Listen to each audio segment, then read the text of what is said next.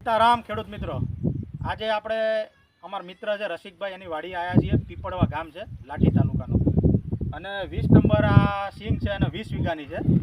અને આમાં ખેડૂત મિત્રો પાયાના ખાતરમાં અગાઉ આપણે વાત કરેલી હતી. ઝીંક પ્લસ, ફાડા સલ્ફર, 12-32-16 બધા ખાતરો આમાં નાખેલા છે.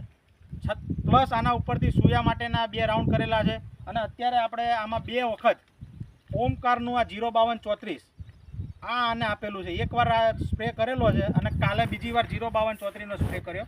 અને ટોટલ આને અત્યારે 65 દિવસ થયા છે સિંગને.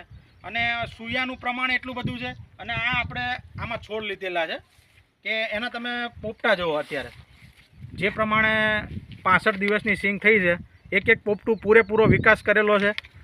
કાલે જ હજી બીજો રાઉન્ડ 052નો થયો છે.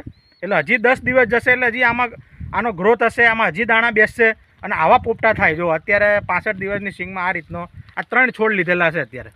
એટલે રિઝલ્ટ ખૂબ સારું છે. હજી 40 દિવસ બાકી છે, એટલે હજી આમાં ગ્રોથ જોવા મળશે. સારામાં સારો આ 052-34 આ ઓમકારનું વાપરેલું છે. બીજો રાઉન્ડ કાલે જ કરેલો છે. એટલે આ રીતે ખેડૂત મિત્રો સિંગમાં ટેકનોલોજીથી ખેતી કરવાથી સિંગમાં જે ઉત્પાદન જોઈએ છે દરેક ખેડૂતને મળશે. ખાલી પાયામાં ખાતર વાપરી દીધું એના ઉપરથી જોઈએ એટલું ઉત્પાદન નહીં મળે. ઉપરથી આ બધા ટેકનિકલો વાપરવા પડશે. સીતારામ.